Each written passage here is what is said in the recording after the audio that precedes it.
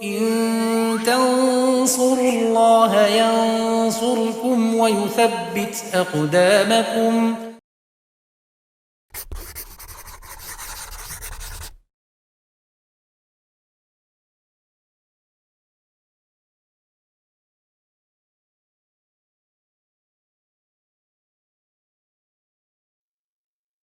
Bismillahirrahmanirrahim. Alhamdulillahirabbil alamin wassalatu wassalamu ala asyrafil anbiya'i wal mursalin wa ala alihi wa sahbihi wa man tabi'ahum bi ihsanin ila yaumiddin, amma ba'd.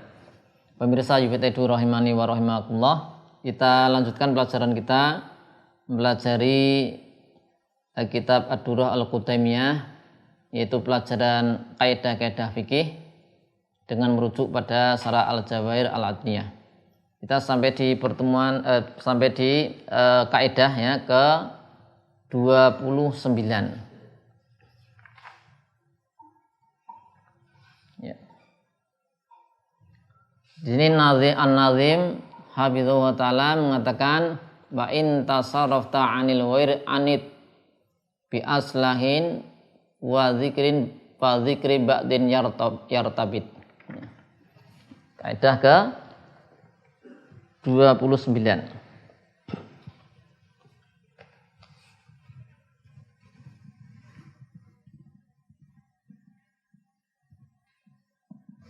Al-Qaidah At-Tasi'ah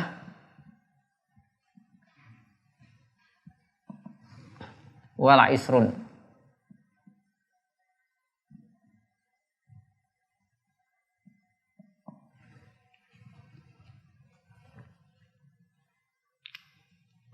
Bunyi kaidah at-tasarrufu 'anil ghair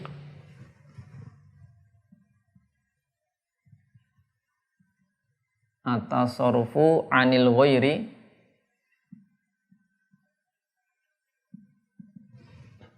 manutun bil maslahati lahu.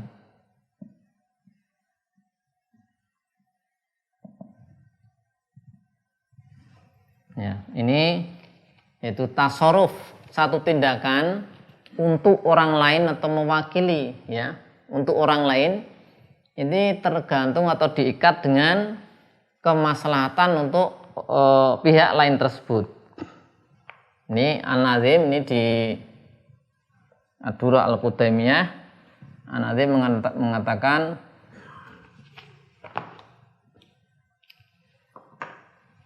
wa in tasarrafta 'anil ghairi anit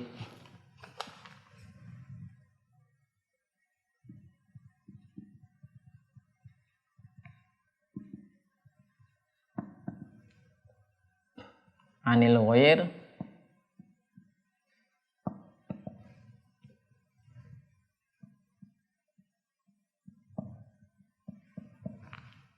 bi aslahi wa dzikri ba'din yartabit. Bi aslahi ya.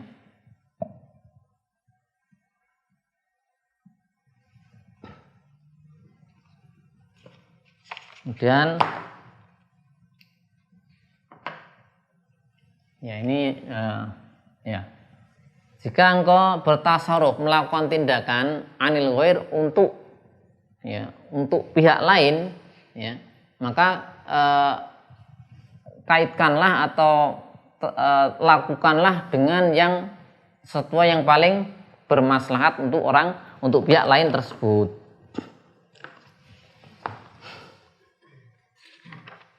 Ya, makna dari kaidah, maka seseorang jika dia melakukan tasarruf tindakan untuk orang lain, bisa jadi yaitu di sini niyabah, dia menggantikan, atau wisoyah, atau dia diberi wasiat, atau wilayah punya kekuasaan kewenangan, maka wajib baginya untuk memperhatikan kemaslahatan dari pihak lain tersebut. Maka tidak boleh melakukan sesuatu yang nanti bisa menyebabkan doror bagi pihak lain tersebut. Nah, dalil kaidah qaulu ta'ala wala taqrabu malal yatimi illa billati hiya ahsan. Janganlah kalian dekati harta anak yatim kecuali dengan cara yang paling baik. Surat Al-An'am 152. Sisi pendalilan bahasanya anallaha subhanahu wa ta'ala mana'a melarang minat tasarruf bimal yatim illa bil ahsan wal aslah alladzi ya'udu alai bin naf'i. Allah SWT melarang tasarruf, melakukan suatu tindakan berkaitan dengan harta anak yatim kecuali tindakan itu adalah paling bagus, paling bermanfaat, paling memberi maslahat untuk anak yatim tersebut. Dan semisal dengan ini adalah semua tasarruf harta atau hak orang lain. Ya. Jadi ini wali anak yatim itu kan dia punya kewenangan ya untuk mentasarufkan harta anak yatim, maka harus mentasarufkan menggunakan dengan atau berdasarkan prinsip bermanfaat, paling bagus, paling bermanfaat untuk anak yatim tersebut. Di antara penerapan kaidah di antara adalah la yajuzu li waliyil amr an yunasiba imaman fasiqan yusalli binas. Tidak boleh bagi penguasa mengangkat imam tapi dia fasik, imamnya fasik, ditunjuk jadi imam. Di penguasa menunjuk person tertentu fulan jadi imam, mengimami sholat, padahal ini orangnya fasik. Ya. Meskipun memang sholatnya itu sholat di belakang imam yang fasik itu sah, tapi ada sisi makruh hukumnya. Ya. Ya, kenapa tidak boleh seperti ini? Karena penguasa ini ya diperintahkan ketika melakukan tasarruf tindakan itu memperhatikan kemaslahatan rakyat, kemaslahatan umat. Jadi ketika dia mengangkat imam, ya jangan diangkat seorang yang fasik jadi imam. Ya, meskipun sah sholatnya tapi makruh. Maka kemaslahatan apa yang bisa didapatkan dengan kebijakan mengangkat seseorang yang fasik jadi imam? Nah, ini orang fasik kok jadikan imam. Nah, ini di sini disebutkan As-Suyuti menukil hal ini dari Al-Mawardi. Nah, kemudian penerapan di zaman sekarang ini tidak terbatas pada ini ya, pada pengangkatan fasik jadi imam sholat ya. Tapi meluas, bahkan lebih besar cakupannya, lebih berat urusannya. Ya, misalnya saja penguasa tidak begitu perhatian, yaitu dengan cara mengangkat orang fasik dijadikan petugas. Ya, petugas yang sifatnya ini agama, pejabat sifatnya keagamaan, dijadikan qadhi, dijadikan mufti. Nah, padahal ini orangnya tidak terpilih. Ya. Nah, bahkan waliul amr terkadang membantu mereka, ya, orang-orang fasik ini, sehingga orang ini malah jadi apa? Malah terpandang, terkenal. Nah, ini padahal tidak layak diangkat menjadi apa? Petugas yang kaitannya dengan hal-hal yang penting ini. Ya, jadi intinya penguasa ketika mengangkat satu pejabat maka harus diangkat orang yang layak. Karena ini penguasa itu bertindak atas nama rakyat, ya. Tadi at-tasarruf 'anil ghair. Jadi penguasa itu bertasarruf dari ghairnya rakyat. Maka harus didasarkan pada kemaslahatan untuk pihak lain tadi. Dalam hal ini misalnya adalah rakyat. Ya, karena mufti misalnya, ini kan mufti ini berfatwa, ya. Berfatwa. Ini jangan sampai kemudian salah pilih. Nanti kalau salah pilih bukan orang yang terpercaya, bukan orang yang layak, ya nanti jadinya memudaratkan umat. Dan ini sudah banyak terjadi di negeri-negeri Islam. Kemudian contoh kedua penerapan kaidah ini wakil.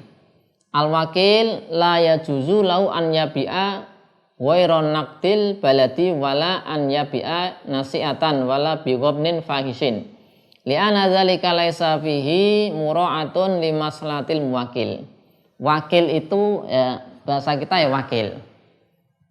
Wakil itu bertindak bertindak atas nama muwakil.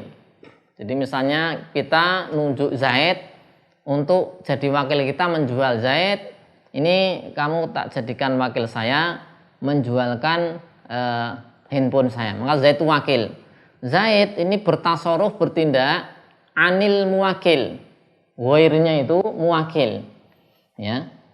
Maka harus si wakil ini bertindak yang menguntungkan bagi muwakil, ya.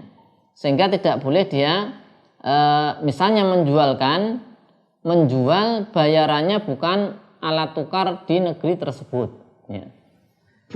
Jadi misalnya Zaid ini wakil suruh menjualkan handphone, kemudian dia jualnya di Indonesia pakai rupiah, dia malah jual pakai mata uang lain, ini nggak boleh. Kemudian ketika dia ditunjuk jadi wakil untuk menjualkan satu barang tanpa ada keterangan apapun, keterangan tambahan, nggak boleh kemudian dia dijual dengan cara cicilan, diangsur, ada tempo, ini nggak boleh. Jadi harus cash. Kalau Zaid ditunjuk oleh seseorang muwakil, Zaid jadi wakil, Zaid jualkan handphone ini, maka tidak boleh bagi Zaid menjualkan handphone tersebut, ya, dengan cara pembayarannya diangsur, tidak cash, ini nggak boleh, karena akan merugikan siapa? Muwakil. Karena kalau diangsur terhutang itu tidak aman, bisa jadi nanti macet di tengah jalan, nggak lunas. Maka ini tidak bermaslahat. Maka harus dijual dengan kontan. Nah, itulah yang aslah, ya, aslah tadi, ya, yang aslah bagi lil ghair. Jadi muwakil itu al ghair, ya, yang bertasarruf. Zaid wakil itu bertasarruf atas nama atau untuk si muwakil, orang yang mengangkat dia menjadi wakil. Jadi wakil harus berbuat yang paling baik untuk muwakil. Tidak pula dijual dengan ghaban fahish. Jadi dijual dengan nilai yang terlalu rendah. Ya, terlalu rendah. Ini misalnya pasarannya adalah 2 juta, ya. Mungkin kalau dijual biasanya laku 2 juta nih. Kalau mungkin lakunya kok 1.900.000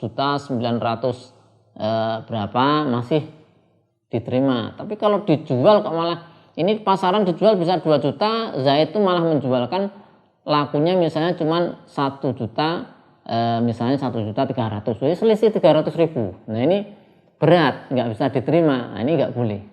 Jadi karena tidak mendapatkan kemaslahatan, ya, si muwakilnya. Jadi harus melakukan sesuatu yang paling bermaslahat untuk muwakil.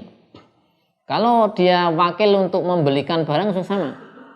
Zaid ditunjuk, Zaid kamu jadikan wakil untuk membelikan saya handphone. Maka Zaid bagaimana caranya beli dengan harga murah, ya, itulah yang akan menguntungkan si muwakil yang menunjuk dia sebagai wakil. Jadi wakil itu harus melakukan yang terbaik untuk muwakilnya, ya.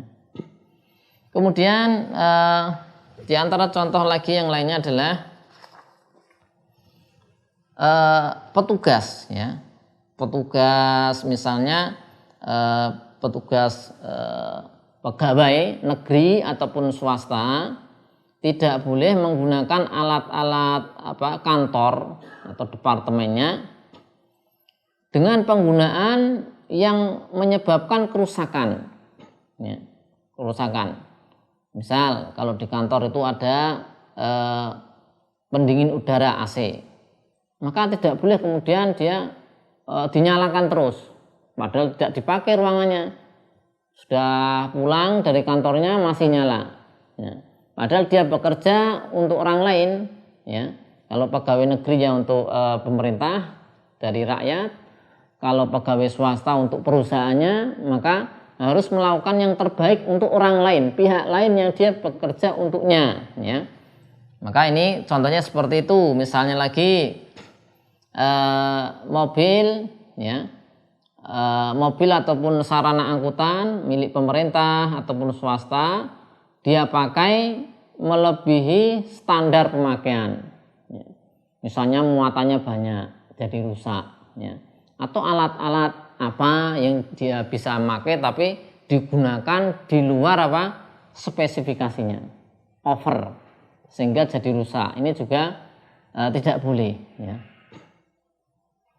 Karena kalau petugas negara ini kan dia wakil untuk siapa? Untuk umat, untuk rakyat ya, untuk rakyat.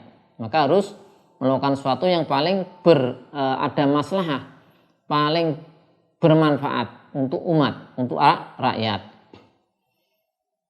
Kemudian boleh bagi daulah ya, penguasa, pemerintah untuk menetapkan hukuman-hukuman bagi orang yang memudaratkan, membahayakan kaum muslimin ya. Membahayakan apa? Kemaslahatan kaum muslimin.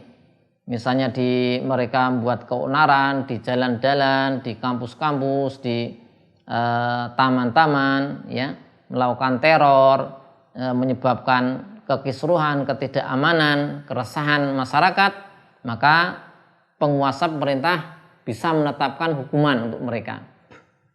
Karena apa? Dengan menetapkan hukuman, maka rakyat akan mendapatkan manfaat berupa keamanan, berupa ketenangan, ya, terbebas dari teror, terbebas dari ancaman-ancaman. Nah, ini maslahat untuk rakyat, maka penguasa melakukan tindakan yang paling bermanfaat untuk rakyat. Contohnya ini tadi, orang yang membuat keonaran, merasakan masyarakat, maka bisa diberi hukuman. Kemudian yang terakhir di antara contohnya adalah yayasan sosial. Yayasan sosial, maka la yajuzu lil jam'iyat al khairiyah an tukhalifa syaratal mutabari.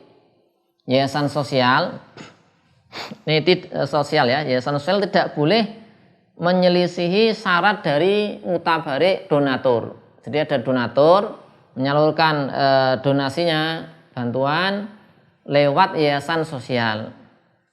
Maka tidak boleh misalnya yayasan sosial ini tadi memotong donasi tadi untuk petugas, ya, untuk apa? Petugas. Untuk petugas misalnya yang apa namanya? Yang orang yang menunjukkan yayasan tadi tunjukkan pada donatur, enggak boleh. Nah, jadi misalnya nih ada yayasan sosial, kemudian ada Zaid itu mengatakan ini ada seorang donatur, nah, orangnya baik, dermawan, itu si fulan itu. Nah, dikasih informasi, akhirnya yayasan menghubungi si fulan, fulannya kasih dana banyak. Dana ini harus digunakan pembentukannya untuk yang benar, nggak boleh kemudian dananya dipotong untuk tadi Zaid yang memberi informasi, nggak boleh. Kemudian juga yayasan sosial ini harus melaksanakan yaitu syarat atau ketentuan dari si donatur. Ya. Misalnya donatur mengatakan ini ada dana sekian. Ya. Dana sekian, ini misalnya 10 juta, bagikan pada santri jumlahnya 10. Ya, jumlahnya 10. Jadi 10 juta dikatakan oleh si donatur, 10 juta ini bagikanlah pada 10 santri. Ya.